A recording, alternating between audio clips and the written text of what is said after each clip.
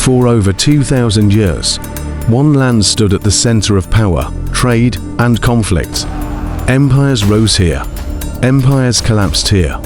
Armies crossed its deserts. Kings built their legacies and lost them. This is the story of Persia. Long before modern borders, this land was hard to live in. Mountains, deserts, extreme heat, cold winters. Nothing about it was easy. And because of that, the people who lived here had to be strong. They had to adapt. They had to survive. Then, one man changed the direction of everything. Cyrus the Great. He didn't just conquer. He understood people. Around 550 BC, he began building what would become the Achaemenid Empire. But what made him different was how he ruled. Most conquerors destroyed. Cyrus didn't. He let people keep their beliefs, their customs, their identity. And because of that, many cities didn't fight him. They accepted him. That changed everything. The empire expanded fast. From the Indus Valley, all the way to Egypt. Across deserts, across mountains, across cultures that had never been connected before. For the first time, something this large actually held together. Then came Darius. He looked at this massive empire and realized something simple. Winning it was one thing. Running it was another. So he organized it, divided it into regions, built systems, created structure where there was chaos. And then he built something even more important, a road. The royal road stretched 4,000 of kilometers. Messages moved faster than ever before. Orders, information, control, it all became possible. The empire wasn't just big anymore. It was connected, but the larger it became, the more attention it attracted. In the West, small Greek city-states were watching. They fought each other constantly. But Persia was different. Persia was a threat. Tension grew, slowly at first. Then all at once, the Greco-Persian Wars began. Persia had the numbers, the resources, the momentum. But the Greeks had something else: discipline, positioning, timing. At Marathon, everything changed. A smaller Greek force defeated a much larger Persian army. It wasn't supposed to happen, but it did, and suddenly, Persia didn't look unstoppable anymore. Years later, they came back, bigger, stronger, led by Xerxes.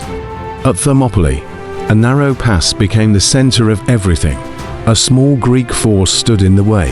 They knew they wouldn't win, but they held the line anyway, not to survive, but to delay, and it worked. At sea, the Greeks struck again.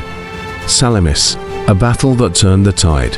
The Persian fleet was larger, but harder to control. The Greeks used that, and they won. Persia pulled back. The invasion failed, and that failure created an opening. More than a century later, someone stepped into it. Alexander the Great. He didn't wait.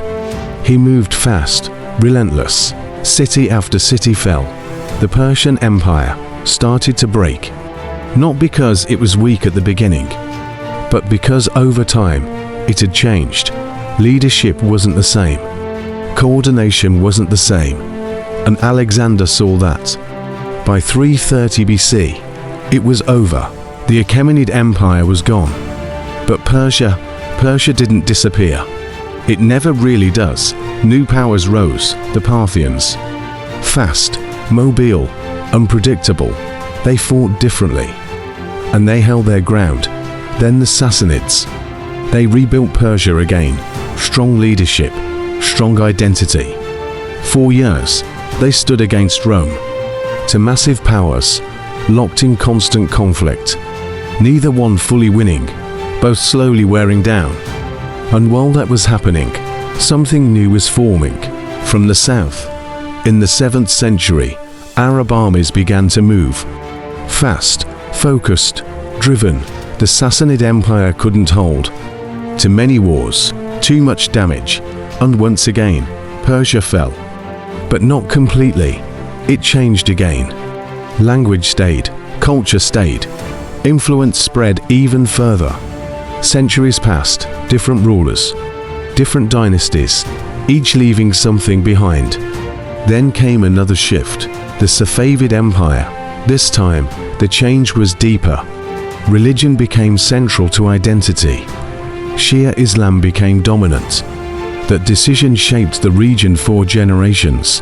It still does. In more recent history, new pressures appeared. Not from neighbors, but from distant powers. Russia, Britain, both wanted control, both interfered.